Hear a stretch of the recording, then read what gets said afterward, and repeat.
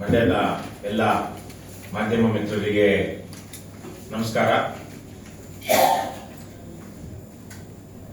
ನಿಮಗೆಲ್ಲ ಗೊತ್ತಿದೆ, ಕರ್ನಾಟಕ ರಾಷ್ಟ್ರ ಸಮಿತಿ ಪಕ್ಷ ಕಳೆದ 7 ವರ್ಷಗಳಲ್ಲಿ ರಾಜ್ಯಾದ್ಯಂತ ಅನೇಕ ಅಭಿಯಾನಗಳನ್ನ ಮಾಡಿಕೊಂಡು ಬಂದಿದೆ. ನೂರಾರು ಅಭಿಯಾನಗಳು, ಜನಪರ ಅಭಿಯಾನಗಳನ್ನ, ವಿಶೇಷವಾಗಿ ಭ್ರಷ್ಟಾಚಾರ ವಿರೋಧದ ವಿಚಾರವಾಗಿ ಸರ್ಕಾರಿ ಕಚೇರಿಗಳಲ್ಲಿ ಪಾರದರ್ಶಕತೆ ಬರಬೇಕು, ಭ್ರಷ್ಟಾಚಾರ, ಲಂಚರಹಿತ, ದುರಾಡಳಿತ ರಹಿತ ಆಡಳಿತ ಬರಬೇಕು ಅನ್ನುವಂಥ ವಿಚಾರದಲ್ಲಿ ಇವತ್ತು ರಾಜ್ಯದಲ್ಲಿ ಏಕೈಕ ಪಕ್ಷ ಹೋರಾಟ ಮಾಡ್ತಿರುವಂಥದ್ದು ಈ ವಿಚಾರದಲ್ಲಿ ಅನ್ನೋದು. ಹಿಂದೆ ನಮ್ಮ ಮಂಡ್ಯ ಜಿಲ್ಲೆಯಲ್ಲಿ ಸ್ವತಃ ನಾನೇ ಕೂತು ಮಂಡ್ಯ ಜಿಲ್ಲೆಯಲ್ಲಿರುವ ಎಲ್ಲ ತಾಲೂಕು ಕಚೇರಿಗಳಿಗೆ ಭೇಟಿ ಮಾಡಿ, ಸಬ್ ರಿಜಿಸ್ಟ್ರಾರ್ ಕಚೇರಿಗೆ ಭೇಟಿ ಮಾಡಿ, RTO ಕಚೇರಿಗೂ ಸಹ ಭೇಟಿ ಮಾಡಿ ಲಂಚ ಮುಕ್ತ ಕರ್ನಾಟಕ ಅಭಿಯಾನ ಮಾಡಿರೋದನ್ನ ನೀವೆಲ್ಲ ನೋಡಿದ್ದೀರಾ. ಬಹಳ ಜನ ವರದಿಯನ್ನು ಸಹ ಮಾಡಿದ್ದೀರಾ. ಈ ಅಭಿಯಾನಗಳು ರಾಜ್ಯಾದ್ಯಂತ ಆದ ಕಾರಣಕ್ಕಾಗಿ ಇವತ್ತು ಸರ್ಕಾರಿ ಕಚೇರಿಯಲ್ಲಿ ಯಾವ್ದಾದ್ರು ಅಧಿಕಾರಿ ಬ್ಯಾಡ್ಜ್ ಹಾಕೊಳ್ತಾ ಇದ್ದಾರೆ, ಅವ್ರ ನೇಮ್ ಪ್ಲೇಟ್ ಇದೆ ಅಂದ್ರೆ ಅದಕ್ಕೆ ಕಾರಣ ಕರ್ನಾಟಕ ರಾಷ್ಟ್ರ ಸಮಿತಿ ಪಕ್ಷ, ಲಂಚ ಮುಕ್ತ ಕರ್ನಾಟಕ ನಿರ್ಮಾಣ ವೇದಿಕೆ ಮತ್ತು ರವಿಕೃಷ್ಣಾರೆಡ್ಡಿ. ಸ್ವತಃ ನಾನು ಖುದ್ದು 160ಕ್ಕಿಂತ ಹೆಚ್ಚು ತಾಲೂಕು ಕಚೇರಿಗಳಿಗೆ ಭೇಟಿ ಕೊಟ್ಟು ಲಂಚ ಮುಕ್ತ ಕರ್ನಾಟಕ ಅಭಿಯಾನ ಮಾಡಿ ಚೆಕ್ ಲಿಸ್ಟ್ ಹಿಡ್ಕೊಂಡು ಅಲ್ಲಿ ಏನೇನು ಲೋಪದೋಷಗಳಿದೆಯೋ ಅವೆಲ್ಲ ಪಟ್ಟಿ ಮಾಡಿಕೊಂಡು 3 ಮುಖ್ಯ ಕಾರ್ಯದರ್ಶಿಗಳನ್ನ ನಮ್ಮ ರಾಜ್ಯ ಸರ್ಕಾರದ 3 ವಿವಿಧ ಹಂತಗಳಲ್ಲಿ 2016ರಿಂದ 2019 ತನಕ 3 ಮುಖ್ಯ ಕಾರ್ಯದರ್ಶಿಗಳನ್ನ ಭೇಟಿ ಮಾಡಿ ಅನೇಕ ಪತ್ರ ವ್ಯವಹಾರಗಳನ್ನು ನಡೆಸಿದ ಕಾರಣಕ್ಕಾಗಿ ಇವತ್ತು ಪ್ರತಿಯೊಬ್ಬ ಸರ್ಕಾರಿ ನೌಕರರು ತಮ್ಮ ಕಚೇರಿಯ ಕೆಲಸದ ಸಂದರ್ಭದಲ್ಲಿ ಕಡ್ಡಾಯವಾಗಿ ಗುರುತಿನ ಚೀಟಿ ಹಾಕೊಳ್ಬೇಕು, ಧರಿಸಬೇಕು ಅನ್ನುವಂತಹ ನಿಯಮ ಬಂದಿದ್ದೇ ನಮ್ಮ ಕಾರಣದಿಂದಾಗಿ. ಸೊ ಇದರಿಂದಾಗಿ ಇವತ್ತು ರಾಜ್ಯದಲ್ಲಿ ಅನೇಕ ಕಡೆಗಳಲ್ಲಿ ಒಂದಷ್ಟು ಪಾರದರ್ಶಕತೆ ಬಂದಿದೆ, ಸರ್ಕಾರಿ ಅಧಿಕಾರಿಗಳು ಬದಲಾಗಿದ್ದಾರೆ ಮತ್ತು ದೇಶದಲ್ಲಿ ಎಲ್ಲೂ ಇಲ್ಲದ ರೀತಿಯಲ್ಲಿ ಇವತ್ತು ಕರ್ನಾಟಕ ರಾಷ್ಟ್ರ ಸಮಿತಿ ಪಕ್ಷದ ಸದಸ್ಯರು ಅಥವಾ ನಾವು ಅವರನ್ನ ಸೈನಿಕರು ಅಂತೀವಿ, ಅವರು ನೇರವಾಗಿ ಸಾರ್ವಜನಿಕ ಸ್ಥಳದಲ್ಲಿ ವಿಡಿಯೋ ಮಾಡ್ತಾ ಭ್ರಷ್ಟ ಅಧಿಕಾರಿಗಳನ್ನ ಅಥವಾ ತಪ್ಪು ಮಾಡಿದಂತವ್ರನ್ನ ಪ್ರಶ್ನಿಸುವಂತಹ ಒಂದು ಚಾರಿತ್ರಿಕವಾದ ಕೆಲಸವನ್ನ ಮಾಡ್ತಾ ಇದ್ದಾರೆ. ಬೇರೆ ನಮ್ಮ ರಾಜ್ಯದಷ್ಟೇ ಅಲ್ಲ, ಬೇರೆ ಯಾವುದೇ ರಾಜ್ಯದಲ್ಲಿಯೂ ನಾವು ಈ ತರಹದ ಒಂದು ಹೋರಾಟವನ್ನ ನೋಡ್ತಾ ಇಲ್ಲ. ಆ ರೀತಿಯಲ್ಲಿ ಕರ್ನಾಟಕ ರಾಷ್ಟ್ರ ಸಮಿತಿ ಪಕ್ಷದ ಸೈನಿಕರು ಕೆಲಸ ಮಾಡ್ತಾ ಇದ್ದಾರೆ. ನಿಮ್ಗೆಲ್ಲ ಗೊತ್ತಿರೋ ಹಾಗೆ ಆಗ್ಲೇ ಹೇಳಿದಾಗೆ ನಾನೇ ಖುದ್ದು ನಿಮ್ಮ ಮಂಡ್ಯ ಜಿಲ್ಲೆಯ ನಾಗಮಂಗಲ, KR ಪೇಟೆ, ಮದ್ದೂರು, ಮಳವಳ್ಳಿ, ಮಂಡ್ಯ ತಾಲೂಕು, ಶ್ರೀರಂಗಪಟ್ಟಣ ಇವೆಲ್ಲ ಪ್ರತಿಯೊಂದು ತಾಲೂಕು ಕಚೇರಿಗೂ ನಾನೇ ಖುದ್ದು ಅನೇಕ ಸಂದರ್ಭಗಳಲ್ಲಿ ಭೇಟಿ ಮಾಡಿದ್ದೀನಿ. ಈಗ ಅದರ ಮುಂದುವರೆದ ಭಾಗವಾಗಿ ನಮ್ಮ ಪಕ್ಷದ ಕಾರ್ಯಕರ್ತರು, ಸ್ಥಳೀಯ ಮುಖಂಡರುಗಳು ತಾಲೂಕು ಕಚೇರಿಗೆ ಭೇಟಿ ಕೊಟ್ಟು ಅಲ್ಲಿ ಪಾರದರ್ಶಕತೆ ಇದೆಯೋ ಇಲ್ವೋ ಅಂತ ನೋಡುವಂತಹದ್ದು, ಅಲ್ಲೇನಾದ್ರೂ ಲೋಪದೋಷಗಳಿದ್ರೆ ಅಧಿಕಾರಿಗಳ ಗಮನಕ್ಕೆ ತಂದು ಅದನ್ನ ಸರಿಪಡಿಸುವಂತ ಕೆಲಸವನ್ನ ರಾಜ್ಯಾದ್ಯಂತ ಮಾಡ್ತಾ ಇದ್ದಾರೆ. ಅದರಿಂದಾಗಿಯೇ ಒಂದಷ್ಟು ಇವತ್ತು ಸರ್ಕಾರಿ ಅಧಿಕಾರಿಗಳಿಗೆ ದಾರಿ ಬರ್ತಾ ಯಾರೊಬ್ರು ಥರ್ಡ್ ಪಾರ್ಟಿ ನಮಗೆ ಅವ್ರಿಗೆ ಸಂಬಂಧವಿಲ್ಲ ಅನ್ನೋ ತರದವ್ರು ಅನೇಕ ಜನ ನಮ್ಗೆ ಸಿಕ್ಕಾಗಿರ್ತಾರೆ. ಸರ್ ನಿಮ್ಮಿಂದನೇ ಸರ್ ಇವತ್ತೇನಾದ್ರೂ ಒಂದಷ್ಟು ಸರ್ಕಾರಿ ಕಚೇರಿಗಳಲ್ಲಿ ಒಂದಷ್ಟು ಭಯ ಪಡುವಂತಹ ಅಂದ್ರೆ ಭ್ರಷ್ಟರು, ಪ್ರಾಮಾಣಿಕರಲ್ಲ ಭ್ರಷ್ಟರು ಭಯ ಪಡುವಂತದ್ದಾಗಿದೆ ಅಂದ್ರೆ ಪೊಲೀಸ್ ಅಧಿಕಾರಿಗಳು ಸ್ವಲ್ಪ ಅವರ ದಬ್ಬಾಳಿಕೆಯನ್ನು ನಿಲ್ಲಿಸಿದ್ದಾರೆ ಅಂದ್ರೆ ಅದಕ್ಕೆ ನೀವೇ ಕಾರಣ ಅಂತ ಹೇಳುವಂತಹ ಒಂದು ವಾತಾವರಣ ಬಂದಿದೆ.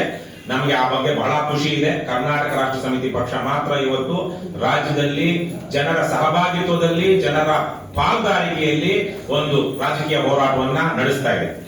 ಮೊನ್ನೆ 29ನೇ ತಾರೀಕು ಕೇವಲ 8-9 ದಿವಸಗಳ ಹಿಂದೆ ಮಳವಳ್ಳಿಯಲ್ಲಿ, ಅಲ್ಲಿ ಈಗಾಗಲೇ ನಾವು ಕಚೇರಿಯನ್ನು ತೆರೆದಿದ್ದೇವೆ. ಮಳವಳ್ಳಿಯಲ್ಲಿ ಒಂದು ನಿಮಿಷ ಪರಿಚಯ ಮಾಡೋದು ಸರಿ. ಮಳವಳ್ಳಿಯಲ್ಲಿ ನಮ್ಮ ಪಕ್ಷದ ಕಾರ್ಯಕರ್ತರು ಅಲ್ಲಿ ಒಂದು ಅಭಿಯಾನ ಮಾಡೋದಕ್ಕೆ ಹೋದಾಗ ಅಲ್ಲಿಯ ಅಧಿಕಾರಿಗಳು, ಸರ್ಕಾರಿ ಅಧಿಕಾರಿಗಳು ಆ EO ಕಚೇರಿಯಲ್ಲಿ ಮತ್ತು ಸರ್ಕಾರಿ ತಾಲೂಕು ಕಚೇರಿಯಲ್ಲಿ ನಡೆದುಕೊಂಡಂತಹ ರೀತಿಯ ಬಗ್ಗೆ ಬಹುಶಃ ನಿಮ್ಗೆಲ್ರಿಗೂ ಗೊತ್ತಿದೆ. ಅಲ್ಲಿ ಬಹಳ ಕೆಟ್ಟದಾಗಿ, ಬಹಳ ದರ್ಪ ದಬ್ಬಾಳಿಕೆಯಿಂದ ನಡೆದುಕೊಂಡಿದ್ದಾರೆ. ನನಗನ್ಸಿರುವಂತದ್ದು, ಯಾಕಂದ್ರೆ ನಾನು 1 ತಿಂಗಳ ಹಿಂದೆ ರಾಜ್ಯದ ಒಬ್ಬ ಜನಪ್ರತಿನಿಧಿ, ಅವರು ನರೇಂದ್ರ ಸ್ವಾಮಿ ಅವ್ರಿಗೂ, ಮಳವಳ್ಳಿಯ ಶಾಸಕ ನರೇಂದ್ರ ಸ್ವಾಮಿ ಅವರು ಹತ್ರದವರು, ನಾವು ಯಾವುದೋ ಒಂದು ಕಾರಣಕ್ಕಾಗಿ ಅವ್ರನ್ನ ಭೇಟಿ ಮಾಡಿದಾಗ ಅವ್ರು ಹೇಳ್ತಾ ಇದ್ರು, ನರೇಂದ್ರ ಸ್ವಾಮಿ ಅವ್ರ ಜೊತೆ ನಾನೇನೋ ಮಾತಾಡ್ತಾ ಇದ್ದೆ, ಅವರೇ KRS ಪಕ್ಷದವರು ಈಗೆಲ್ಲ ಮಾಡ್ತಾರೆ, ಅಲ್ಲೆಲ್ಲ ಸರ್ಕಾರಿ ಕಚೇರಿಗೆ ಹೋಗಿ ವಿಡಿಯೋ ಮಾಡ್ತಾರೆ, ಹಾಗೆ ಹೀಗೆ ಅಂತಿದ್ರು. ಅದಕ್ಕೆ ನಾನು ಹೇಳಿದೆ, ಅವರು ಕಾನೂನುಬದ್ಧವಾಗಿ ಮಾಡ್ತಾ ಇದ್ದಾರೆ, ನೀವು ಅದಕ್ಕೆಲ್ಲ ವಿರೋಧಿಸಬೇಡಿ ಅಂತ. ಸೊ ನರೇಂದ್ರ ಸ್ವಾಮಿ ಅವರು ಕೇವಲ ಇವತ್ತಷ್ಟೆಲ್ಲ 1 ತಿಂಗಳ ಹಿಂದೆನೆ ಅಲ್ಲಿಯ ಶಾಸಕ ತಾವೊಬ್ಬ ಜನಪ್ರತಿನಿಧಿ ಅನ್ನೋದನ್ನ ಮರೆತು ಯಾವುದೋ ಒಂದು ಪಾಳೆಗಾರಿಕೆ ರೀತಿಯಲ್ಲಿ ಇವ್ರ್ಯಾರು ಮಾಡೋದಿಕ್ಕೆ, ಇವ್ರ್ಯಾರು ಪ್ರಶ್ನೆ ಮಾಡೋದಿಕ್ಕೆ ಅನ್ನುವಂತ ಮಾತುಗಳನ್ನು ಹಾಡಿ ತಮ್ಮ ಚೇಲಾಗಳನ್ನ ಮತ್ತು ತಮ್ಮ ಗುಲಾಮಗಿರಿ ಮಾಡ್ತಾ ಇರುವಂತ ಅಧಿಕಾರಿಗಳನ್ನ ಎತ್ಕಟ್ಟಿದ್ರು. ಅದೇ ರೀತಿ ಅದೇ ಕಾರಣದಿಂದ 29ನೇ ತಾರೀಕು ಮೊನ್ನೆ ಜೂನ್ ತಿಂಗಳಲ್ಲಿ ನಡೆದಂತ ಅಭಿಯಾನ ನಡೆದಂತ ಸಂದರ್ಭದಲ್ಲಿ ಅಲ್ಲಿಯ 29 ಬರೆದಿದ್ದೀರಾ 22 ಆಗಸ್ಟ್ ನಡೆದಂತ ಅಭಿಯಾನದ ಸಂದರ್ಭದಲ್ಲಿ ಸರ್ಕಾರಿ ಅಧಿಕಾರಿಗಳು ಸುಳ್ಳು ಕೇಸುಗಳನ್ನ, ನಮ್ಮ ಪಕ್ಷದ 3 ಆಚೆ ಇದ್ದಾರೆ, 3 ಮೇಲೆ ಸುಳ್ಳು ದೂರನ್ನ ದಾಖಲಿಸಿ ಸರ್ಕಾರಿ ಕರ್ತವ್ಯಕ್ಕೆ ಅಡ್ಡಿ ಅನ್ನುವಂತಹ ದೂರನ್ನ ದಾಖಲಿಸಿದ್ದಾರೆ. ಪತ್ರಕರ್ತರಿಗೆ ಎಲ್ರಿಗೂ ಗೊತ್ತಿದೆ, ಸರ್ಕಾರಿ ಕರ್ತವ್ಯಕ್ಕೆ ಅಡ್ಡಿ ಅನ್ನುವಂಥದ್ದು ಯಾವಾಗ ಬರುತ್ತೆ ಅಂದ್ರೆ ಅವರ ಮೇಲೆ ದೈಹಿಕವಾಗಿ ಹಲ್ಲೆ ಮಾಡಿದಾಗ ಮಾತ್ರ, ಬೈದಾಗ ಬರೋದಿಲ್ಲ, ಅಡ್ಡ ನಿಂತಾಗ ಬರೋದಿಲ್ಲ. ಅದು ಸ್ಪಷ್ಟವಾಗಿದೆ. ಅನೇಕ ಹೈಕೋರ್ಟ್ ಮತ್ತು ಸುಪ್ರೀಂ ಕೋರ್ಟ್ ತೀರ್ಪುಗಳಲ್ಲಿ ಸ್ಪಷ್ಟವಾಗಿದೆ.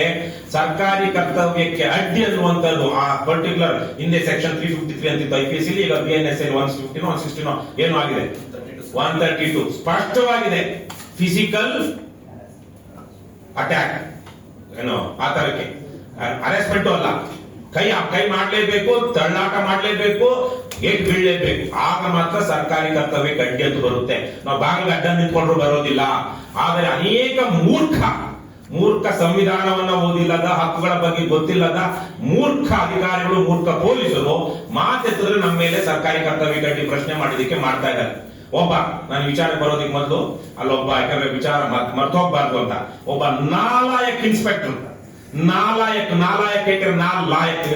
ಅರ್ಹನಲ್ಲದ, ಯೋಗ್ಯನಲ್ಲದ, ಅರ್ಹನಲ್ಲದ, ಅನರ್ಹ ಇನ್ಸ್ಪೆಕ್ಟರ್ ನೀವ್ಯಾರು ಬಂದು ಮಾತಾಡೋದಕ್ಕೆ ಇಲ್ಲಿ ಮಳವಳ್ಳಿನಲ್ಲಿ ಅಂತ ಕೇಳ್ತಾನಂತೆ ಕರ್ನಾಟಕ ರಾಷ್ಟ್ರ ಸಮಿತಿ ಪಕ್ಷದ ರಾಜ್ಯಾಧ್ಯಕ್ಷರನ್ನ, ಇತರ ಪದಾಧಿಕಾರಿಗಳನ್ನ.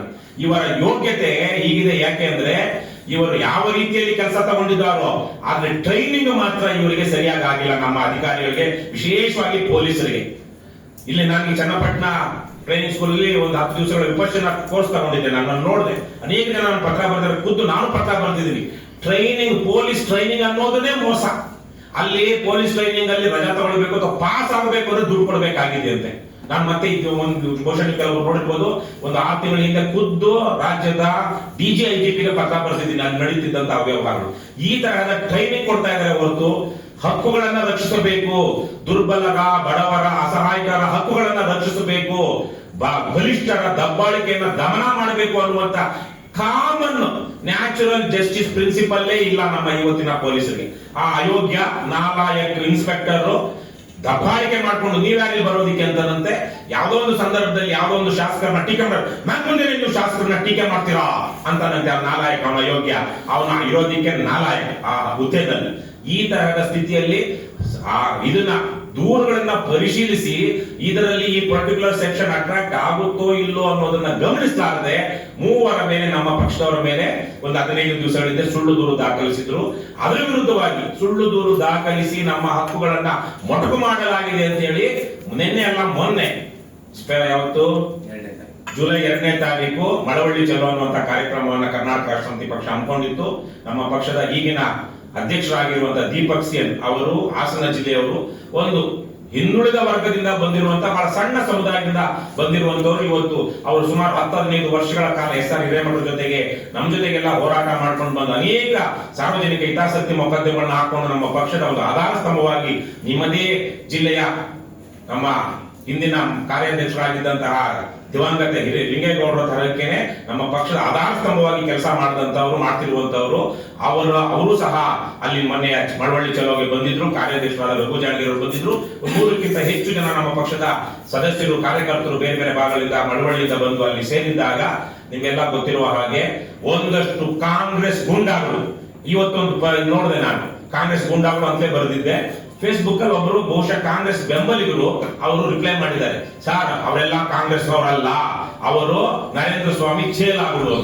ನರೇಂದ್ರ ಸ್ವಾಮಿ ಚೇಲಾಗಳು ಅಂದ್ರೆ ಅವ್ರು ಕಾಂಗ್ರೆಸ್ ಗೂಂಡಾಗಳು. ಇವತ್ತಿನ ನಮ್ಮ ಲೆಕ್ಕದಲ್ಲಿ ಕಾಂಗ್ರೆಸ್ ಗೂಂಡಾಗಳಲ್ಲ ಅಂದ್ರೆ ಅವ್ರು ಹೇಳ್ಬೇಕು. ಅವರೇ ಹೇಳ್ತಿದ್ದಾರೆ ಕಾಂಗ್ರೆಸ್ನವರೇ, ನಾವೆಲ್ಲಾನು ಹಾಗಲ್ಲ, ಅವ್ರು ನರೇಂದ್ರ ಸ್ವಾಮಿ ಚೇಲಾಗಳು ಅಂತ. ನರೇಂದ್ರ ಸ್ವಾಮಿ ಚೇಲಾಗಳು ಬಂದು ದಬ್ಬಾಳಿಕೆ ಮಾಡಿ ಇಲ್ಲಿ ಮಹದೇವಮ್ಮ ಇವರು ನಮ್ಮ ಪಕ್ಷದ ರಾಜ್ಯ SC/ST ಘಟಕದ ಉಪಾಧ್ಯಕ್ಷೆ, ರಾಜ್ಯ ಘಟಕದ ಉಪಾಧ್ಯಕ್ಷ SC/ST ಘಟಕದ ಇವರು. ದೀಪಿಕಾ ನಮ್ಮ ಪಕ್ಷದ ಮಂಡ್ಯ ಜಿಲ್ಲಾ ಘಟಕದ ಯುವ ಘಟಕದ ಅಧ್ಯಕ್ಷರು. ಅವರು ಕೆಂಪಮ್ಮ ನಮ್ಮ ಪಕ್ಷದ ಮಂಡ್ಯ ಜಿಲ್ಲೆಯ ಮಾಜಿ ಮಹಿಳಾ ಘಟಕದ ಮಾಜಿ ಅಧ್ಯಕ್ಷರು. ಇವ್ರನ್ನೆಲ್ಲಾರು ಮಹಿಳೆಯರಿದ್ದಾಗ ಮಹಿಳಾ ಪೊಲೀಸರು ಬಂದಿಲ್ಲ, ಗಂಡಸರೇ ತೊಳ್ಳಾಕಿದ್ದಾರೆ. ಆಮೇಲೆ ಒಂದಷ್ಟು ಜನ ಮಹಿಳೆಯರು ಬಂದಿರ್ಬೋದು, ಅದೇ ಕಾರಣಕ್ಕಾಗಿ ಮಹಿಳೆಯರನ್ನ ಅವರು ಡಿಟೈನ್ ಮಾಡಿಲ್ಲ.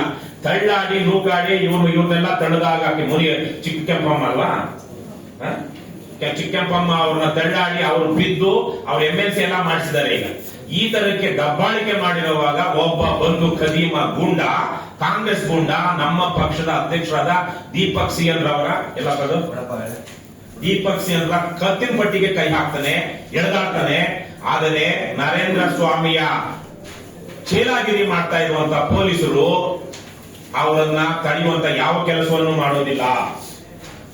ಇವೆಲ್ಲ ಗುಂಡಾಗಳೇ, ಕಾಂಗ್ರೆಸ್ ಪಕ್ಷದ ಗುಂಡಾಗಳು, ಕಾಂಗ್ರೆಸ್ ಪಕ್ಷದ ಏಜೆಂಟ್ರು, ನರೇಂದ್ರ ಸ್ವಾಮಿಯ ಬೇನಾಮಿಗಳು.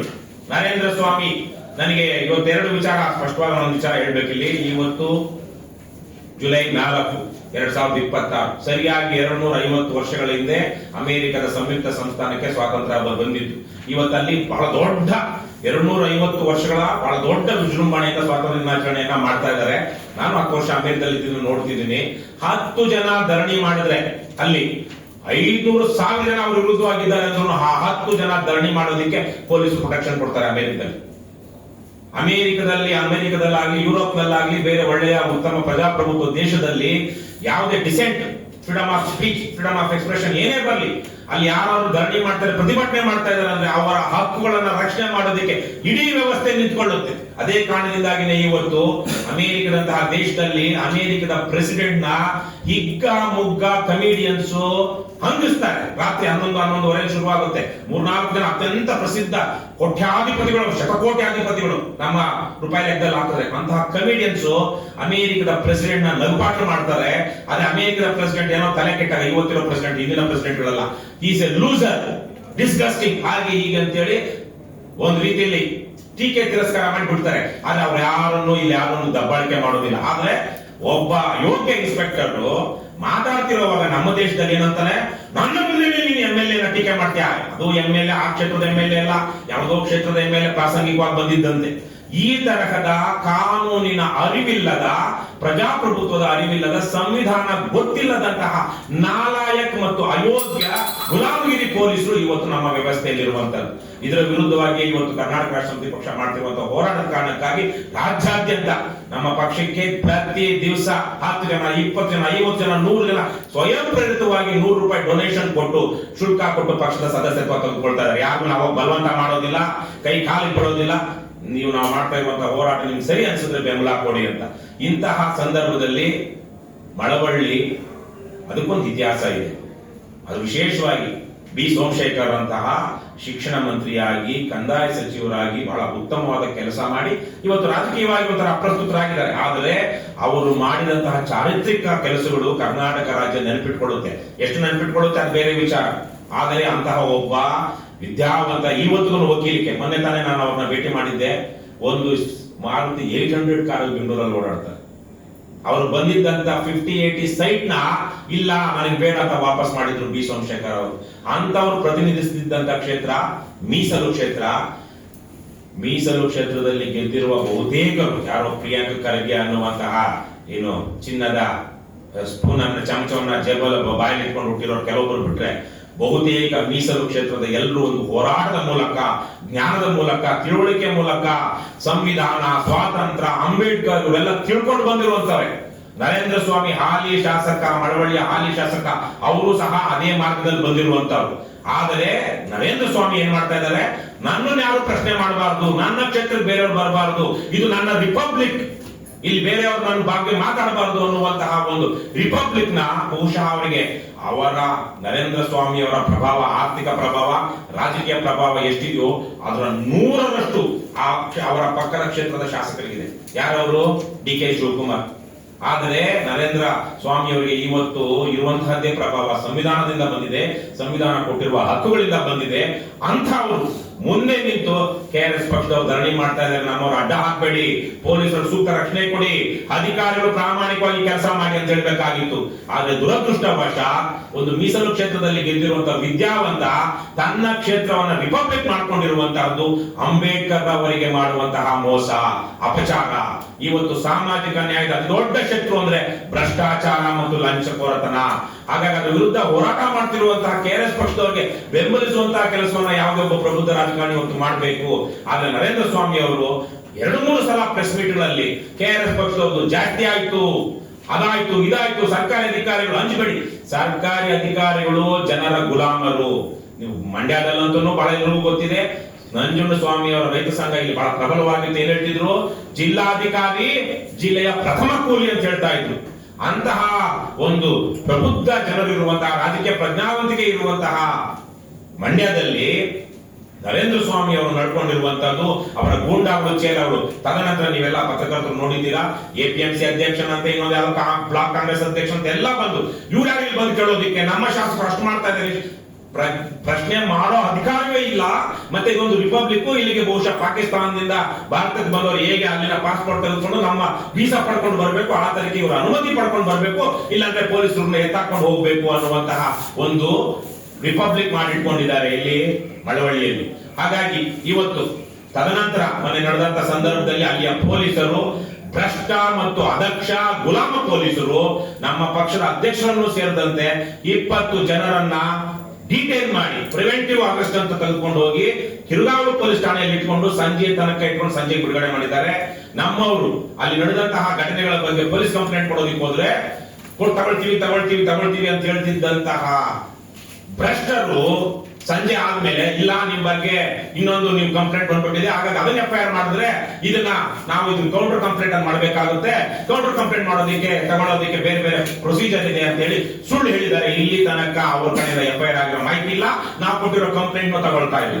ಇದು ಮಂಡ್ಯ ಜಿಲ್ಲೆ. ನಿನ್ನೆ ತಾನೇ ನಿಮ್ಗೆಲ್ಲ ಗೊತ್ತಿದೆ, 3-4 ದಿವಸದಿಂದ ಗುಂಡಿನ ಮೊರೆತ ಕೇಳ್ಕೊಂತದೇನೆ, ಏರ್ ಗನ್ ಅಂದ್ರು ಏನಂದ್ರು.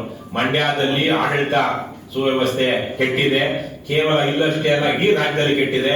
ನಮ್ಮ ರಾಜ್ಯದ ಇವತ್ತಿನ ಬಹಳ ದೊಡ್ಡ ಮೇಧಾವಿ ಪ್ರಿಯಾಂಕ್ ಖರ್ಗೆ ಇವತ್ತು ನಮ್ಮ ರಾಜ್ಯದ ಗೃಹ ಮಂತ್ರಿ ಆಗಿದ್ದಾರೆ. ಅವರು ಗೃಹ ಮಂತ್ರಿಯಾಗಿ ಇಂತಹ ವಿಚಾರಗಳ ಬಗ್ಗೆ ಗಮನ ಕೊಡೋದ್ರ ಬದಲಿಗೆ RSS ದಾಖಲೆ ಕೇಳ್ತಾ ಇದ್ರೆ ಕೇಳಿ, ಅದು ರಾಜಕೀಯ. ಆದರೆ ಅವರು ರಾಜಕಾರಣಿಯಾಗಿ ಅದನ್ನ ಮಾಡ್ಲಿ. ಆದ್ರೆ ಈ ಪಾರ್ಟ್ ಆಫ್ ದ ಎಕ್ಸಿಕ್ಯೂಟಿವ್, ಈಗ ಶಾಸಕಾಂಗ ಅಲ್ಲ ಇವರು, ಅವರೀಗ ಕಾರ್ಯಾಂಗದ ಪ್ರತಿನಿಧಿ ಆಗಿದ್ದಾರೆ, ರಾಜ್ಯದ ಗೃಹ ಸಚಿವರಾಗಿದ್ದಾರೆ. ರಾಜ್ಯಾದ್ಯಂತ ಪೊಲೀಸ್ ದಬ್ಬಾಳಿಕೆ ಮಾಡ್ತಿರುವಂತಹ ವಿಚಾರವಾಗಿ, ಪೊಲೀಸರ ಆಕ್ರಮಣಗಳ ವಿಚಾರವಾಗಿ ಅವರು ಯಾವುದೇ ರೀತಿಯ ಕ್ರಮ ತೆಗೆದುಕೊಂಡಿರೋದ್ರ ಬಗ್ಗೆ ಆಗಲಿ ಅಥವಾ ಅದ್ರ ಬಗ್ಗೆ ಮಾತಾಡ್ತಿರೋದಾಗಲಿ ಜನಕ್ಕೆ ಗೊತ್ತಾಗ್ತಾ ಇಲ್ಲ. ಈ ಸಂದರ್ಭದಲ್ಲಿ ರಾಜ್ಯದ ಆಡಳಿತ ಮತ್ತು ಕಾನೂನು ಸುವ್ಯವಸ್ಥೆ ಕೆಡ್ತಾ ಬರ್ತಾ ಇದೆ. ಅವರದೇ ಕ್ಷೇತ್ರದಲ್ಲಿ ಪ್ರಿಯಾಂಕ್ ಖರ್ಗೆ ಅವರ ಕ್ಷೇತ್ರದಲ್ಲಿ ಅವರ ವಿರುದ್ಧ ನಿಂತಿದ್ದಂತಹ ಮಣಿಕಂಠ ರಾಠೋಡ್ ಅಥವಾ ಒಬ್ಬ ಕ್ರಿಮಿನಲ್ ಅಂತ, ರೌಡಿ ಶೀಟರ್ ಅಂತೆಲ್ಲ ಆಗಿದೆ. ಇವತ್ತಿಗೂ ಅವರ ವಿಚಾರದಲ್ಲಿ ಅವರದೇ ಕ್ಷೇತ್ರದಲ್ಲಿ ಒಂದು ನ್ಯಾಯ ಪಡ್ಕೊಳ್ಳೋದಕ್ಕೆ ಪ್ರಿಯಾಂಕ್ ಖರ್ಗೆ ಅವ್ರಿಗೆ ಆಗಿಲ್ಲ. ಆದ್ರೆ ಅವರು ಇವತ್ತು ರಾಜ್ಯದ ಗೃಹ ಸಚಿವರಾಗಿ ಮೊದಲಿಗೆ ನಮ್ಮ ರಾಜ್ಯದ ಗೃಹ ಇಲಾಖೆ ತೀರಾ ಕೆಟ್ಟೋಗಿದೆ. ಅದರಲ್ಲಿ ಈಗ ಅವರು ಯಾವುದೇ ರೀತಿಯ ಆಡಳಿತ ಸುಧಾರಣೆ ಮಾಡುವಂತದ್ದಾಗಲಿ ಪಾರದರ್ಶಕತೆ ತರುವಂತದ್ದಾಗಲಿ ಮಾಡ್ತಾ ಇಲ್ಲ. ಈ ಸಂದರ್ಭದಲ್ಲಿ ನಾವು ನರೇಂದ್ರ ಸ್ವಾಮಿ ಅವರು ಕ್ಷಮೆ ಯಾಚಿಸಬೇಕು. ತಮ್ಮ ಗೂಂಡಾಗಳನ್ನ ಬಿಟ್ಟು ಒಂದು ರಾಜಕೀಯ ಪಕ್ಷದ ಅಧ್ಯಕ್ಷರ ಮೇಲೆ ಹಲ್ಲೆ ಮಾಡಿಸಿರೋ ವಿಚಾರವಾಗಿ ನರೇಂದ್ರ ಸ್ವಾಮಿ ಅವರು ಬೇಷರತ್ ಕ್ಷಮೆ ಯಾಚಿಸಬೇಕು. ಇಲ್ಲ ಅಂದ್ರೆ ಮುಂದಿನ ದಿನಗಳಲ್ಲಿ ಪ್ರಕೃತಿ ನ್ಯಾಯದಲ್ಲಿ ಕಾನೂನಿನ ನ್ಯಾಯ ಏನ್ ಬರುತ್ತೋ ಇಲ್ವೋ, KRS ಪಕ್ಷದ ಮೇಲೆ ಕೈ ಮಾಡಿದ ಯಾವ MLA ಮಿನಿಸ್ಟರ್ ಕಡೆಯವರೂ ಆ MLA ಮಿನಿಸ್ಟರ್ ಗೆದ್ದಿಲ್ಲ.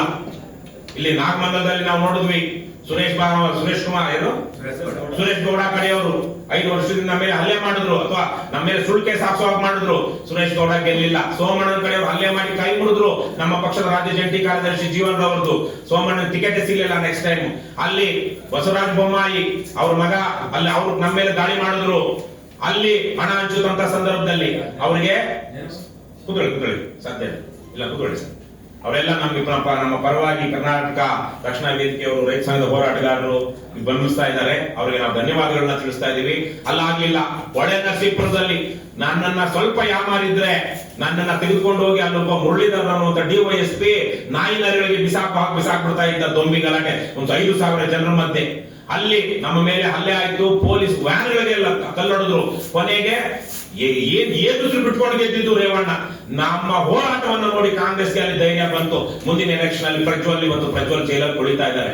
ಕರ್ನಾಟಕ ರಾಷ್ಟ್ರ ಸಮಿತಿ ಪಕ್ಷ ಒಂದು ನ್ಯಾಯಯುತವಾಗಿ ಧರ್ಮದಲ್ಲಿ ನಡ್ಕೊಂಡು ಬರ್ತಾ ಇರೋದ್ರಿಂದ ಅವರ ಮೇಲೆ ಮಾಡುವಂತಹ ಹಲ್ಲೆ ಅಪಚಾರಗಳಿಗೆ ಪ್ರಕೃತಿನೇ ಒಂದು ರೀತಿಯಲ್ಲಿ ನ್ಯಾಯ ಕೊಡ್ತಾ ಇದೆ ನಂಬ್ಕೊಂಡು ನಾವು ಮುಂದುವರಿತಾ ಇದ್ದೀವಿ.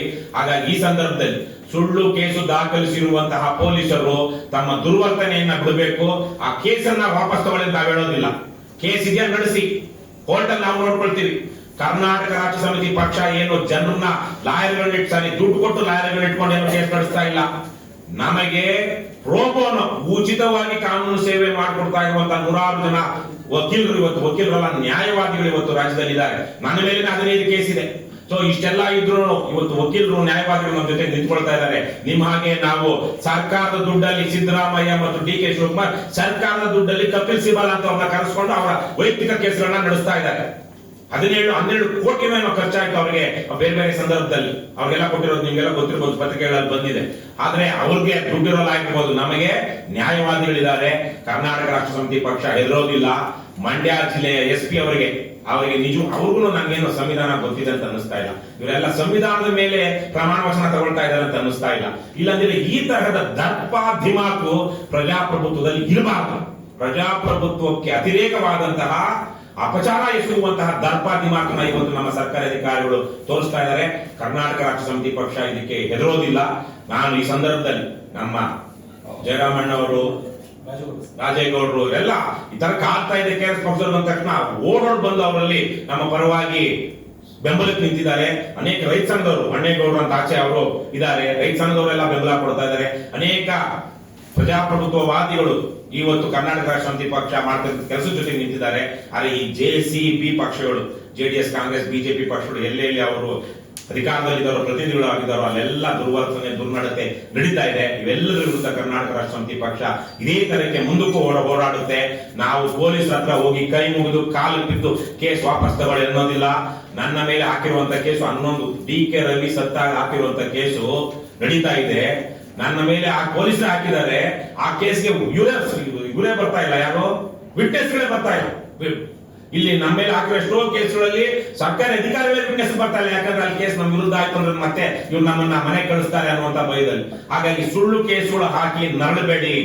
ಪೊಲೀಸ್ ಅದಕ್ಕೆ ಏನ್ ಮಾಡ್ತಾರೆ, ಒಬ್ಬ ಪ್ರೈವೇಟ್ ಕಂಪ್ಲೇಂಟ್ ಹಾಕಿದಾನೆ ನಮ್ಮ ಮೇಲೆ, ಪೊಲೀಸ್ ಆಗಿರೋನು PCR ಹಾಕಿದಾನೆ ಬೆಂಗಳೂರು ತಲಗಟ್ಪುರ ಪೊಲೀಸ್ ಸ್ಟೇಷನ್ ಅಲ್ಲಿ. ಯಾಕಂದ್ರೆ ಪೊಲೀಸ್ ಇಲಾಖೆಯವರೆಲ್ಲ ಹೋಗಿ ನಿಂತ್ಕೊಳ್ಬೇಕಾಗುತ್ತೆ, ಅಲ್ಲಿ ಸಾಕ್ಷಿ ಹೇಳ್ಬೇಕಾಗುತ್ತೆ ಅಂತ ಹೇಳಿ ಈ ತರಕ್ಕೆ ಆಗ್ತಾ ಇದೆ. ಕರ್ನಾಟಕ ರಾಷ್ಟ್ರ ಸಮಿತಿ ಪಕ್ಷ ಇದು ಯಾವುದಕ್ಕೂ ಅಂಜೋದಿಲ್ಲ. ನಾನು ಈ ಸಂದರ್ಭದಲ್ಲಿ ಅದೇನೋ ಮೊನ್ನೆ ತಾನೇ ಜೂನ್ 25 ಯಾವತ್ತಾಗಿ 26ಕ್ಕೆ ನಡೆದಿದ್ದು 22 ಜೂನ್ 25ಕ್ಕೆ 51 ವರ್ಷಗಳಾಯ್ತು ದೇಶದಲ್ಲಿ ಸಂವಿಧಾನವನ್ನ ರದ್ದು ಮಾಡಿ ತುರ್ತು ಪರಿಸ್ಥಿತಿ ಏರಿದಂತಹ ಸಂದರ್ಭಕ್ಕೆ. ಆ ಮಹಾತಾಯಿ ತುರ್ತು ಪರಿಸ್ಥಿತಿ ಏರಿದ್ರು. ಇವತ್ತು ಆ ಮಹಾತಾಯಿಯ ಮೊಮ್ಮಗ ಒಂದು ಕೆಂಪು ಪುಸ್ತಕ ಇಟ್ಕೊಂಡು ಸಂವಿಧಾನ ಅಂತಿದ್ದಾರೆ. ಅವರ ಪಕ್ಷದವರು ಇಲ್ಲಿ ಸಂವಿಧಾನವನ್ನ ಯಾವ ರೀತಿ ನಡ್ಸ್ಕೊಳ್ತಾ ಇದ್ದಾರೆ, ಗೌರವ ಕೊಡ್ತಾ ಇದ್ದಾರೆ ಅನ್ನೋದನ್ನ mister Rahul Gandhi should inspect. ಅವ್ರು ನೋಡ್ಬೇಕು ಕರ್ನಾಟಕದಲ್ಲಿ ಅವರ ಯೋಗ್ಯತೆಗೆ ಕುಟುಂಬ ರಾಜಕಾರಣವನ್ನ ಬೆಳೆಸಬೇಕು ಅನ್ನುವಂತ ಏಕೈಕ ಕಾರಣಕ್ಕಾಗಿ ಇವತ್ತು ಕುಟುಂಬ ಕರ್ನಾಟಕದಲ್ಲಿರುವಂತಹ 200 ಕುಟುಂಬಗಳಲ್ಲಿ ರಾಜಕಾರಣ ಮಾಡಬೇಕು ಅನ್ನುವಂತ ಕಾರಣಕ್ಕಾಗಿ ಸ್ಥಳೀಯ ಸಂಸ್ಥೆ ಚುನಾವಣೆಗಳನ್ನೇ ನಡೆಸ್ತಾ ಇಲ್ಲ. 2ನೇ ಹಂತದ 3ನೇ ಹಂತದ ನಾಯಕತ್ವ ಬರುತ್ತೆ ಅಂತ ಹೇಳಿ ಇವರ ಯೋಗ್ಯತೆಗೆ 3 ವರ್ಷ ಆಯ್ತು ಕಾಂಗ್ರೆಸ್ನವ್ರು ಬಂದು.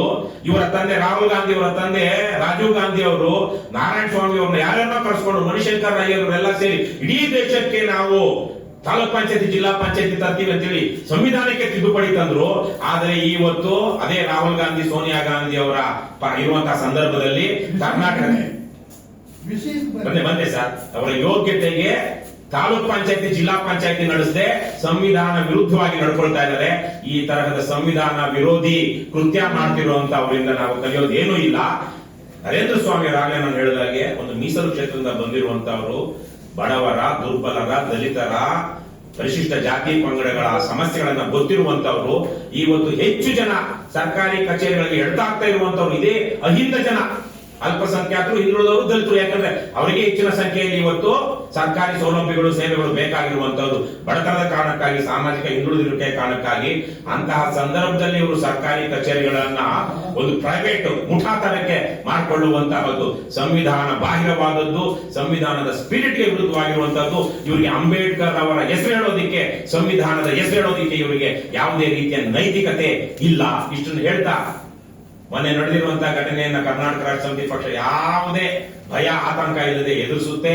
ಇಂತಹ ಎಷ್ಟೋ ಕೇಸುಗಳು ನಮ್ಮಲ್ಲಿ ಗಾದೆ ಹೇಳೋದಾದ್ರೆ ಏನು ದಂಡಿಗೆ ಎದುರಲಿಲ್ಲ, ದಾಳಿಗೆ ಎದುರಲಿಲ್ಲ, ಈ ದಾಸಪ್ಪನ ಗಲ್ಗಂಟೆಗೆ ಎದುರ್ತೀವ ಅನ್ನುವಂತ ಗಾದೆಯನ್ನು ಇಟ್ಕೊಂಡೇ ನಾವು ನಡೀತಾ ಇದ್ದೀವಿ. ಯಾವುದೇ ಭಯ ಪಡ್ತಾ ಇಲ್ಲ. ಆದರೆ ನರೇಂದ್ರ ಸ್ವಾಮಿ ಅವರಾಗ್ಲಿ, ಕಾಂಗ್ರೆಸ್ ಪಕ್ಷದವರಾಗ್ಲಿ ಈ ತರಹದ ದಬ್ಬಾಳಿಕೆಯನ್ನು ನಿಲ್ಲಿಸಬೇಕು. ಪ್ರಿಯಾಂಕ್ ಖರ್ಗೆ ಅವರು ಆಡಳಿತ ಸುವ್ಯವಸ್ಥೆ ಕೆಡ್ತಾ ಇರುವಂತಹ ಸಂದರ್ಭದಲ್ಲಿ ಅವರಂತಹ ಒಬ್ಬ ವಿದ್ಯಾವಂತ ವ್ಯಕ್ತಿ ಇವತ್ತು ಗೃಹ ಮಂತ್ರಿ ಆಗಿರುವಂತಹ ಸಂದರ್ಭದಲ್ಲಿ ಜನರ ಹಕ್ಕುಗಳನ್ನ ರಕ್ಷಣೆ ಮಾಡೋದಕ್ಕೆ ಮುಂದಾಗಬೇಕು. ಅದು ಇವರು ನಿಜವಾಗ್ಲೂ ಸಾಮಾಜಿಕ ನ್ಯಾಯ ಅಂತ ಹೇಳೋದಿದ್ರೆ, ಅಂಬೇಡ್ಕರ್ ಅವರ ಹೆಸರು ಹೇಳ್ತಾ ಇದ್ರೆ, ಸ್ವಾತಂತ್ರ್ಯ ಮತ್ತು ಸಮಾನತೆ ಅಂತ ಹೇಳ್ತಾ ಇದ್ರೆ ಅದು ತಕ್ಕನಾಗಿರುತ್ತೆ. ಅದು ಬಿಟ್ಟು ಅವರ ತಂದೆ ಕಾರಣಕ್ಕಾಗಿ ಅವರು MLA ಆಗಿದ್ದಾರೆ, ಮಿನಿಸ್ಟರ್ ಆಗಿದ್ದಾರೆ, ಇನ್ಯಾವ ಮನೆ ಇನ್ನೊಬ್ಬ ಮುಖ್ಯಮಂತ್ರಿ ರಾಜೀನಾಮೆ ಕೊಟ್ಟು ಅದ ಕಾರಣಕ್ಕಾಗಿ ಅವ್ರ ಮಗ ಮಂತ್ರಿ ಆಗಿದ್ದಾರೆ ಅನ್ನೋದು ಬಿಟ್ರೆ ಇವರ ಸ್ವಯಂ ಅರ್ಹತೆಗಳು ಯಾವುದೂ ಇಲ್ಲ. ಅವ್ರಿಗೂ ಹೋಲಿಸಿದ್ರೆ ನರೇಂದ್ರ ಸ್ವಾಮಿ ಅವರು ಸ್ವಯಂ ಕೃಷಿ ಸ್ವತಃ ಅವರು ತಮ್ಮ ಸಾಮರ್ಥ್ಯದ ಮೇಲೆ ಬಂದಿರುವಂತವ್ರು. ಆದ್ರೆ ನಮ್ಮ ದುರಂತ ಅವರಂತವ್ರು ಇಂತ ಒಂದು ರಿಪಬ್ಲಿಕ್, ಕನಕಪುರ ರಿಪಬ್ಲಿಕ್ ಇರುವ ಹಾಗೆ ಮಳವಳ್ಳಿ ರಿಪಬ್ಲಿಕ್ ಮಾಡ್ಕೊಂಡಿದ್ದಾರೆ. ಆದ್ರೆ ಮಂಡ್ಯದ ಜನತೆ ಆಗ್ಲಿ, ಮಳವಳ್ಳಿ ಜನತೆ ಆಗ್ಲಿ, ಕರ್ನಾಟಕದ ಜನತೆ ಆಗ್ಲಿ ಇಂತಹದಕ್ಕೆಲ್ಲ ಬೆಂಬಲ ಕೊಡೋದಿಲ್ಲ ಅನ್ನುವಂತ ವಿಶ್ವಾಸ ನಮ್ಮದಿದೆ. ಇಷ್ಟು ನಾವು ಇವತ್ತಿನ ಪತ್ರಿಕಾಗೋಷ್ಠಿಯಲ್ಲಿ ಹೇಳಬೇಕಾಗಿದ್ದಂತ ವಿಚಾರಗಳು. ದಯವಿಟ್ಟು ಮಾಧ್ಯಮ ಮಿತ್ರರು ಇದನ್ನ ಅಲ್ಲಿ ಏನ್ ನಡೆದಿದೆ ಅನ್ನೋದನ್ನ ಕುಲಂಕುಷವಾಗಿ ತಿಳ್ಕೊಂಡು ನಮ್ಮ ಪ್ರತಿಭಟನೆಯನ್ನ ದಾಖಲಿಸಬೇಕು, ಜನರಿಗೆ ಮುಟ್ಟಿಸಬೇಕು ಅಂತ ನಾನು ನಿಮ್ಮಲ್ಲಿ ಕೇಳ್ಕೊಳ್ತೀನಿ. ಇವತ್ತು ಅಲ್ಲಿ ನಡೆದಂತದ್ದು ನೀವೆಲ್ಲ ನೋಡಿರ್ತೀರಾ. ತಳ್ಳಾಟಗಳು, ನೂಕಾಟಗಳು ನೋಡಿ, ಕೈ ಮಾಡ್ತಿರೋದು ಇಲ್ಲಿ ಅವನೊಬ್ಬ ಯಾವನ ಗುಂಡ ಇದನ್ನ ಯಾವನವನು ಈ ವ್ಯಕ್ತಿ ಅಥವಾ ಒಬ್ಬ ಗುಂಡ ಕೈ ಉದ್ದ ಹಾಕಿದಾನಲ್ಲ, ಯಾರಿಗೆ ಹಾಕಿದಾನೆ ಕೈ? ನಮ್ಮ ಪಕ್ಷದ ಅಧ್ಯಕ್ಷರಾಗಿರುವಂತ ದೀಪಕ್ ಸಿಎನ್ ಅವರಿಗೆ, ದೀಪಕ್ ಸಿಎನ್ ಕೊರಳಪಟ್ಟಿಗೆ ಹಾಕಿದಾನೆ. ಪೊಲೀಸರಿಗೆ ಈ ವ್ಯಕ್ತಿಯನ್ನ ವಿಚಾರಿಸುವಂತಹ ದಮ್ಮು ತಾಕತ್ತು ಇಲ್ಲ. ಪುಕ್ಕರು ನಮ್ಮ ಮೇಲೆ ಕಾನೂನನ್ನು ಪಾಲಿಸುವ, ಕಾನೂನನ್ನು ಗೌರವಿಸುವ, ಸಂವಿಧಾನಬದ್ಧವಾಗಿ ನಡೆದುಕೊಳ್ತಾ ಇರುವಂತಹ KRS ಪಕ್ಷದವರ ಮೇಲೆ ಪೊಲೀಸರು ದಬ್ಬಾಳಿಕೆ ಮಾಡ್ತಾರೆ ಹೊರತು, ನಿಕೃಷ್ಟವಾಗಿ ನಡ್ಕೊಳ್ತಾರೆ ಹೊರತು, ಅದೇ ಒಂದು ಅಧಮ ಕೆಲಸ ಮಾಡ್ತಾ ಇರುವಂತಹ ಒಂದು ಒಬ್ಬ ಅಪರಾಧಿಗೆ ಅವ್ರು ಯಾವುದೇ ರೀತಿಯ ಏನು ಎಚ್ಚರಿಕೆ ಕೊಡೋದಾಗ್ಲಿ, ಅವನ್ನ ನಿರ್ಬಂಧಿಸೋದಾಗ್ಲಿ ಮಾಡೋದಿಲ್ಲ. ಇಷ್ಟು ಪೊಲೀಸರು ಇದನ್ನ ತಿಳ್ಕೊಳ್ಬೇಕು. ಕರ್ನಾಟಕ ರಾಜ್ಯ ಸಮಿತಿ ಪಕ್ಷ ಪೊಲೀಸರ ದಬ್ಬಾಳಿಕೆಗೆ ಅಂಜುವಾಗಿದ್ದರೆ ಇವತ್ತು ಕರ್ನಾಟಕದಲ್ಲಿ ಬಹಳ ಜನ ಅಂಜುಡ್ತಾ ಇದ್ದಾರೆ. ನಮ್ಮ ಕಾರಣಕ್ಕಾಗಿ ಇವತ್ತು ಪೊಲೀಸ್ ದಬ್ಬಾಳಿಕೆ ಒಂದಕ್ಕಾದ್ರೂ ನಿಂತಿದೆ ಅಂತ ಇಡೀ ರಾಜ್ಯ ಜನತೆ ಹೇಳ್ತಾ ಇದ್ದಾರೆ. ಇದು ಈಗಲಾದ್ರೂ ಬದಲಾಗ್ಲಿ. ಕರ್ನಾಟಕದಲ್ಲಿ ಅನೇಕ ಜನ ಪೊಲೀಸರು ಒಳ್ಳೆ ಗೌರವ ತಗೊಂಡು, ಮಧುಕರ್ ಶೆಟ್ಟಿ ಕೊನೆಯದಾಗಿ, ಮಧುಕರ್ ಶೆಟ್ಟಿ ಮುಗಿಸ್ಬಿಡ್ತೀವಿ. ಮಧುಕರ್ ಶೆಟ್ಟಿ ಅಂತ ಅವರ ಸ್ಮರಣಾರ್ಥ ನಾವು ಒಂದು 150 ಪೊಲೀಸ್ ಸ್ಟೇಷನ್ ಒಳಗೆ ಮೊನ್ನೆ 6 ತಿಂಗಳ ಹಿಂದೆ ಡಿಸೆಂಬರ್ ಅಲ್ಲಿ ಅವರ ಫೋಟೋ ಕೊಟ್ಟು ಪ್ರಾಮಾಣಿಕವಾಗಿ ದಕ್ಷತೆಯಿಂದ ಕೆಲಸ ನಿರ್ವಹಿಸಿ ಅಂತ ಹೇಳಿದ್ವಿ. ಆ ತರದ ಅನೇಕ ಜನ ಮಾದರಿಗಳು ಕರ್ನಾಟಕ ಪೊಲೀಸರು ಇದ್ದಾರೆ. ದಯವಿಟ್ಟು ಆ ಮಾದರಿಗಳನ್ನ ತಿಳ್ಕೊಂಡು ನೀವು ಕರ್ತವ್ಯ ನಿರ್ವಹಿಸಿ ಅಂತ ನಾನು ಕೇಳ್ಕೊಳ್ತೀನಿ. ಹೋರಾಟ ಮಾಡೋದು ಎಲ್ಲ ಸರಿ, ಆದ್ರೆ ಒಂದು ಸೈದ್ಧಾಂತಿಕವಾಗಿ ಮಾಡಿ ಅದನ್ನ ಬದಲು ಗೌರ್ಮೆಂಟ್ ಕಚೇರಿಗಳಲ್ಲಿ ಮುಗ್ಗಿ ಮಾಡಿ ಅಲ್ಲಿ ಇದು ಒಂದೇ ಇರ್ತದೆ. ಯಾಕೆ ಅಂತ ಸೈದ್ಧಾಂತಿಕ ಹೋರಾಟ ಮಾಡೋದು ನಾವು ಮಾಡ್ತಾ ಇರುವಂತಹ ರೈತ ಸಂಘ ಬೇರೆ ಬೇರೆ ಸಂಘಟನೆಗಳೆಲ್ಲ ಹೋರಾಟ ಮಾಡ್ತಾ ಇದ್ದಾರೆ. ಅವ್ರಿಗೆ ಯಾವ್ದು ತೊಂದರೆ ಆಗಿಲ್ಲ. ಮರು ಜಪ್ತಿ ಅಂತ ಮಾಡ್ತಾ ಇದ್ರು ರೈತ ಸಂಘದವರು. ನಿಮ್ಗೆ ಗೊತ್ತಿರಬಹುದು, ಮೊನ್ನೆ ತಾನೇ ತಿರೋದು KT ಶಿವಪ್ರಸಾದ್ ಅವರು ಮನುಷ್ಯ ಹೇಳಿದ್ರಿ, ನಾವು ಉತ್ತರ ಕೊಡ್ಬೇಕಲ್ವಾ? ನೀವ್ ಹೇಳಿದ್ರಿ, ನೀವು ಸಲಹೆ ಕೊಡಿ, ಪ್ರಶ್ನೆ ಕೇಳಿ. ತಪ್ಪು ಮಾಡಿದ್ರ ನಮ್ಮ ತಪ್ಪು ಮಾಡಿದ್ರ ನಿಮ್ಗೆ ಅನ್ಸಿದ್ಯಾ? ಅಲ್ಲ, ನಾವು ಕೇಳ್ತಿರೋದು ಕಾನೂನು ಬಾಹಿರವಾಗಿ ನಮ್ಮ ಹಕ್ಕುಗಳನ್ನ ಮೀರಿ ನಾವು ಮಾಡಿದೀವ. ಹೌದು, freedom of expression 19(1), freedom to assemble ಅಂತಿದೆ ಸರ್. ಕಾನೂನುಬದ್ಧವಾಗಿ ಶಾಂತಿಯುತವಾಗಿ ನಾವು ಜನ ಸೇರೋದಕ್ಕೆ 19(1)B ಸಂವಿಧಾನದಲ್ಲಿ ಹಕ್ಕಿದೆ. ನೀವು ಕ್ವಶನ್ ಕೇಳ್ತಾ ಇಲ್ವಲ್ಲ, ಹೇಳಿ. ನಾವು ಮಾಡ್ತಾ ಇರೋದು ಕಾನೂನುಬದ್ಧವಾಗಿ ನಾವು ಸೇರ್ತಾ ಇರೋದು. ಕೇಳಿದ್ದಕ್ಕೆ ಕೇಳಿದ ಉತ್ತರ ಕೊಡ್ಬೇಕ ಬೇಡುವ? ಅವ್ರು ಕೇಳಿದ್ದೇನು? ನೀವು ಇಲ್ಲ, ನಾನು ಮಾತಾಡಿದ್ದೆ ನೋಡಿ. ನನ್ಗಿದು ಮೊದಲು ಪತ್ರಿಕಾಗೋಷ್ಠಿ ಅಲ್ಲ, ನಿಮ್ಗೂ ಮೊದಲ ಪತ್ರಿಕಾಗೋಷ್ಠಿ ಅಲ್ಲ. ಸರ್ ತಾಳ್ಮೆಯಿಂದ ಕೇಳಿ ಅಲ್ವಾ? ಇಲ್ಲಿ. ಅದೇ ನೀವು ಅದಕ್ಕೆ ಪ್ರಶ್ನೆಯನ್ನ ಕೇಳಿ ಸಲಹೆಯನ್ನ ಹೊರಗಡೆ ಕೊಡಿ please. ಯಾಕಂದ್ರೆ ಇದೇ ತರಹದ ಸಲಹೆಯನ್ನ ನೀವು ಇಲ್ಲಿ ಜೆಡಿಎಸ್ ಕಾಂಗ್ರೆಸ್ ಬಿಜೆಪಿ ಕೂತಿದ್ರೆ ಕೊಡೋದಿಲ್ಲ. ಪ್ಲೀಸ್ ಅರ್ಥ ಮಾಡ್ಕೊಳ್ಳಿ. ಇಲ್ಲಿ ನೋಡಿ ನಾವೇ ಹೇಳ್ತಾ ಇರೋದು ಸೈದ್ಧಾಂತಿಕ ಹೌದು, ನಿಮ್ಗೆ ಉತ್ತರ ಕೊಡ್ಬೇಕು ನಾನು ಈಗ ನಾನು ಎಷ್ಟೊತ್ತು ಕೇಳ್ತೀರ ಪ್ರಶ್ನೆಯನ್ನ? ಸರ್, ಕಾನೂನಿನ ವ್ಯವಸ್ಥೆಯಲ್ಲಿ ಸರಿ. ಅಧಿಕಾರಿಗಳಿದೆ, ಹಾ. ಅಧಿಕಾರಿಗಳಿದ್ದಾರೆ, ಸರಿ. ದೂರು ಕೊಡಿ, ಹಾ. ಅವ್ರು ಆಕ್ಷನ್ ತಗೋತಾರೆ. ಸರಿ ಆಯ್ತಾ ನಿಮ್ದು? ಹಾ. ಆಯ್ತಲ್ವಾ? ನಾವು ಹೋಗ್ಬಾರ್ದು ಅನ್ನೋದಕ್ಕೆ ನಿರ್ಬಂಧ ಏನಿದೆ? ಯಾವ ಸೆಕ್ಷನ್ ಅಲ್ಲಿ ಇಲ್ಲ. ಯಾವ section? ಅಧಿಕಾರಿಗಳೇ ಕೇಳೋದು ಎಲ್ಲ ಸೆಕ್ಷನ್.